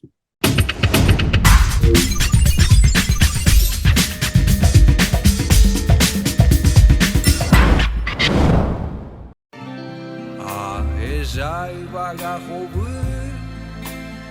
Harai Moroti Aramimbi Bujare Marangatu Aha Ese Yupe Iborainte Kouyuyape. What a wonderful world. Qué maravilloso mundo. En versión guaraniche, qué fantástico, así que pueden disfrutar de esta maravilla.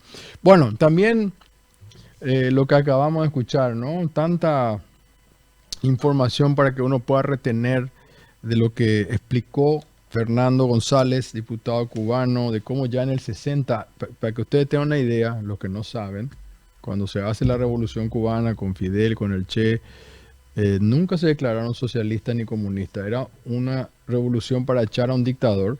Después recién vino eso.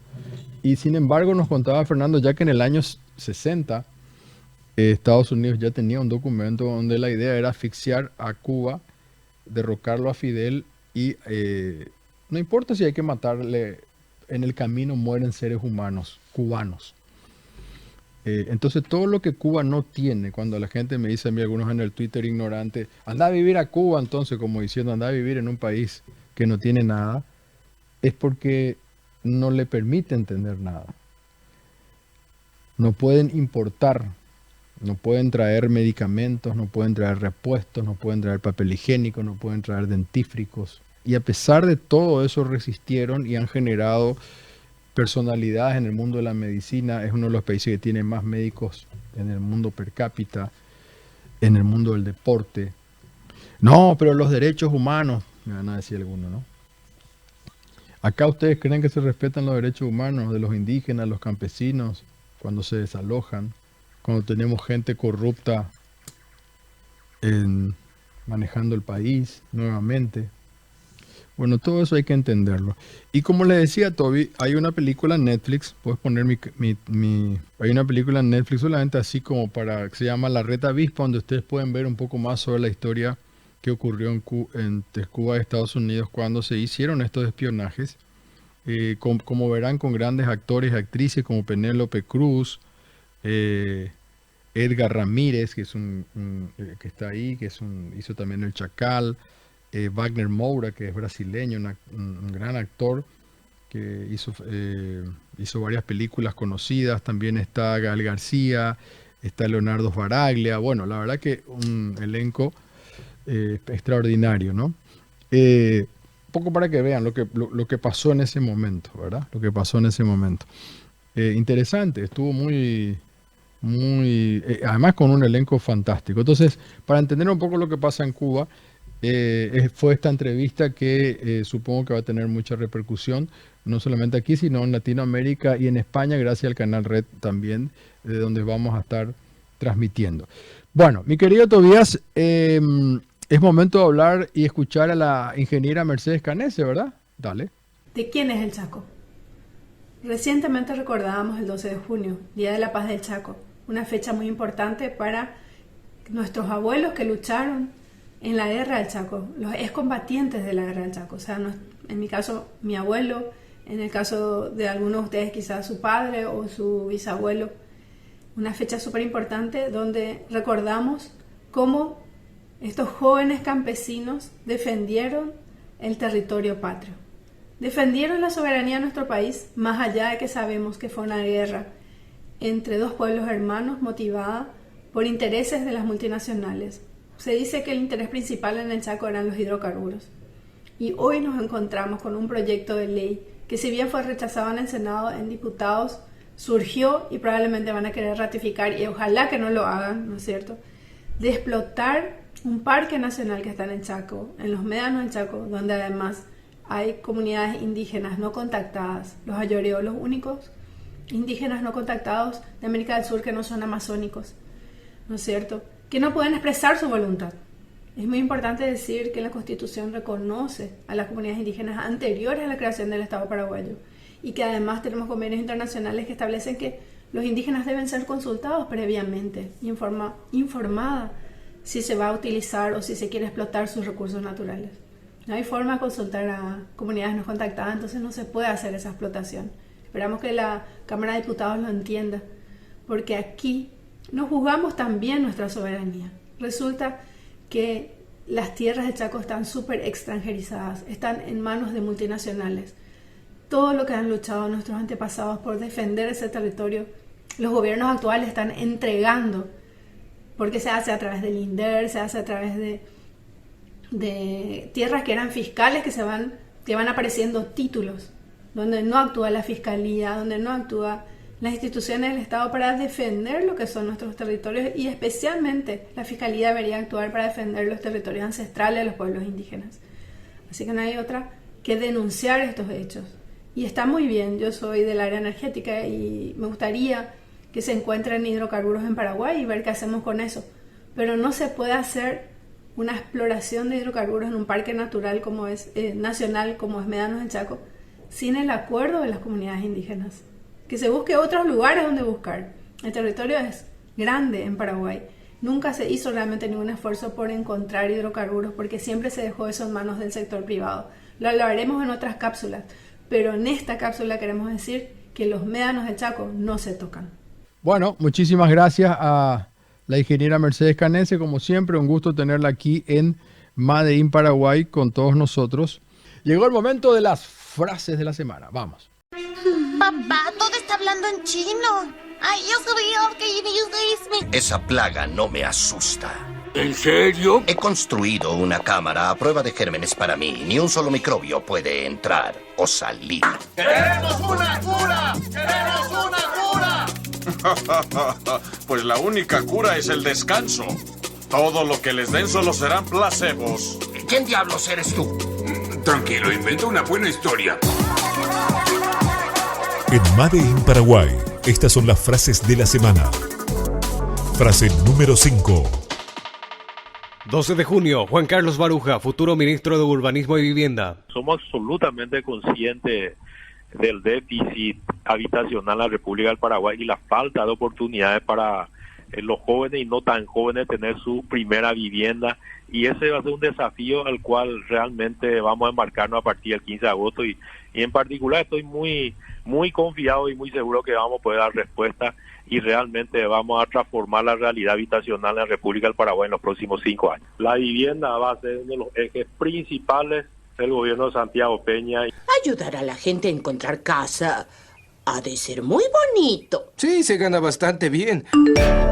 Frase número 4. 15 de junio, Gerardo Soria, dirigente de Fuerza Republicana. Las acusaciones son con respecto al tema de las manifestaciones que yo hice con respecto al presidente del partido. ¿Verdad? O sea, hoy hablar contra Horacio Cartes es ser traidor del Partido Colorado, ¿verdad? Siendo de que el estatuto partidario en nuestra carta fundacional dice que somos una asociación de hombres libres, ¿verdad? No molesten al rico, yo soy un buen tipo. Frase número 3. 14 de junio, diputado Juan Carlos Nano Galaverna. El único deseo y único objetivo del colega Juancho Acosta es llevar progreso a su departamento. Y hay una frase que dice, el que nada debe, nada tiene.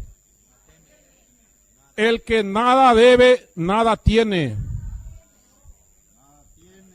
Esta es otra frase boba. Coimera, esta es otra frase coimera. El que nada debe, nada tiene. Usted tiene la conformación de un taxista. Frase número 2. 14 de junio, diputada Celeste Amarilla. Tantas felicitaciones a Juancho. Este es un proyecto de Robert Acevedo. Vamos a respetar a los muertos por lo menos. Este es un proyecto del diputado Robert Acevedo. Esa es la verdad. Ahora Juancho. Pero por favor, respeten a los muertos por lo menos. Por favor, señor, respete al difunto. Frase número 1. 13 de junio, abogado José Casañas Levy. La ley que rige las funciones de la Policía Nacional es la ley 222. Y esa ley, en su artículo 6, numeral 7, establece como atribuciones de la policía solicitar la presentación de documentos de identificación personal cuando el caso lo requiera. Ese es el aspecto de razonabilidad. No es en cualquier momento ni cuando quiera la autoridad. Es cuando el caso lo requiera. ¡Llamen a la policía! ¡Te vamos a dar tu policía!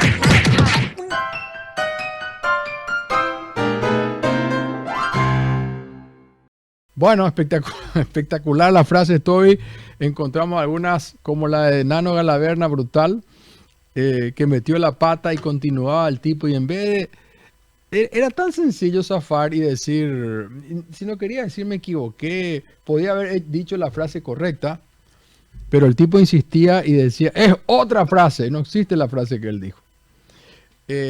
Bueno, son parte de las burradas que podemos escuchar en la Cámara de Diputados.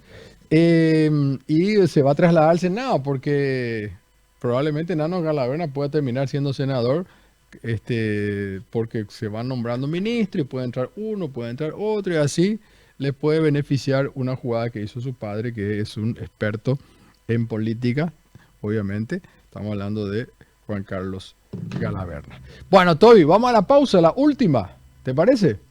Dale.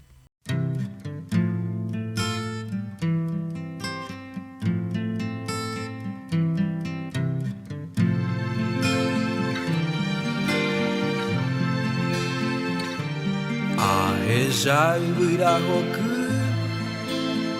hai putu peta, a ella y potupa, debe hacheve guana, aha ella yupe, y por ahí te co ubu ape.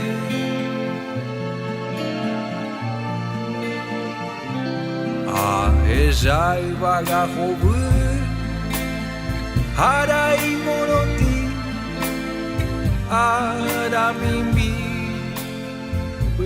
Bueno, ya estamos en la última parte de Made in Paraguay, mi querido Tobías Rubín, audiencia de Ñandutí AM, tu primera fuente de información, así que vamos a ir a la parte final donde vamos a tratar algunos temas relacionados con Internet y por supuesto algo de deporte que nunca puede faltar. Te muestro primero esto, algo todo y una invitación que recibí que quiero hacerla pública, que voy a participar por Zoom del Parlamento del Mercosur, de la Comisión de Ciudadanía y Derechos Humanos. Van a realizar un encuentro, como les decía, virtual para los que no están en Montevideo, sobre el voto informático y transparencia de las elecciones paraguayas, experiencia y requisitos para el uso de las urnas electrónicas en el Mercosur. Esto va a ser en Uruguay, lógicamente, como les decía, pero nosotros vamos a tener acceso a través de Zoom y se va a transmitir también por YouTube el 27 de junio, próximo martes, a las 10 de la mañana, así que los que quieran seguir por YouTube desde la cuenta del Parlamento del Mercosur, del Parlasur, lo pueden hacer. Bueno, eso por un lado. Por otro lado, usted me va a contar primero de Ñandutí, después vamos a meternos un poco con algunos comentarios sobre fútbol y también lo que yo les quiero mostrar aquí de algunas noticias destacadas. A ver, cuénteme, señor.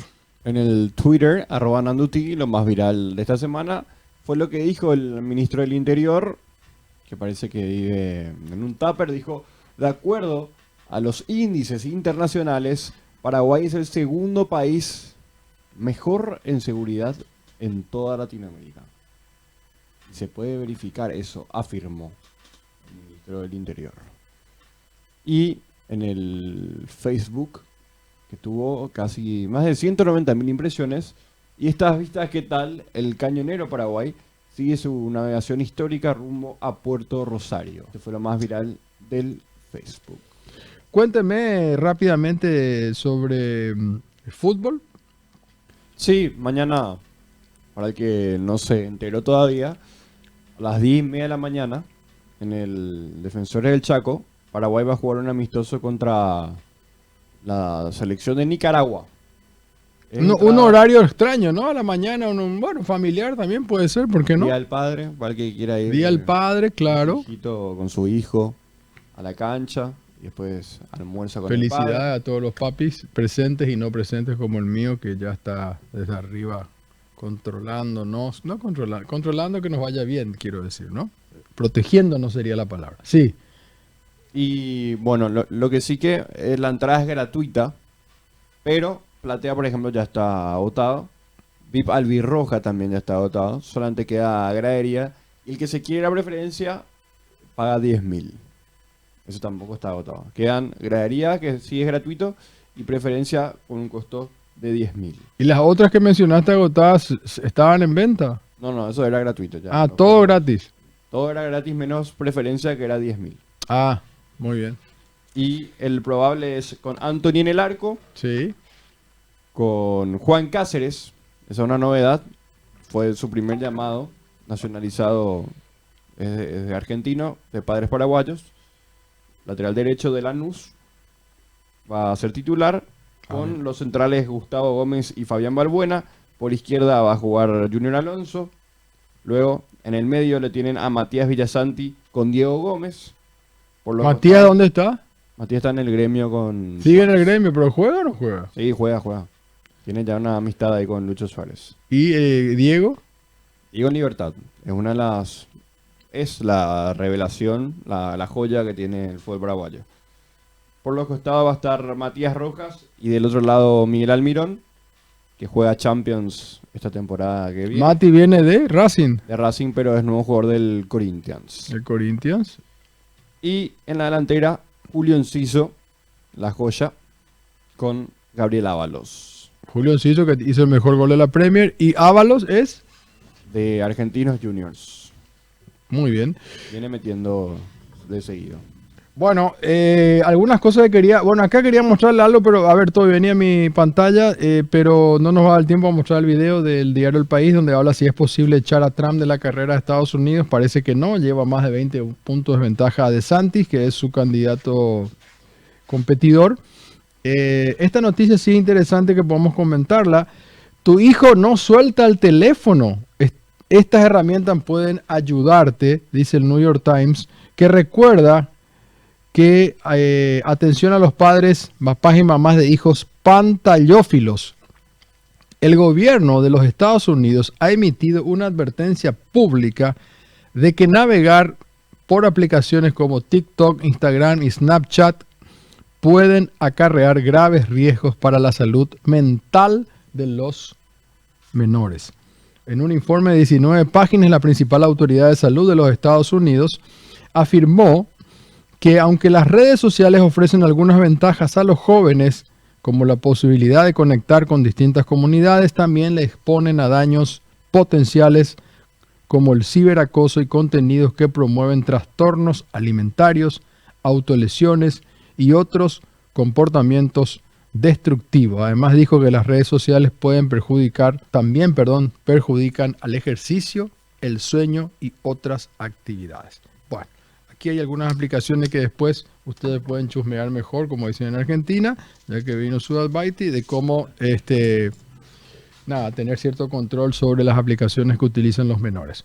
Nos vamos, mi querido Tobías. Hasta las próximas semanas. Gracias. Chao.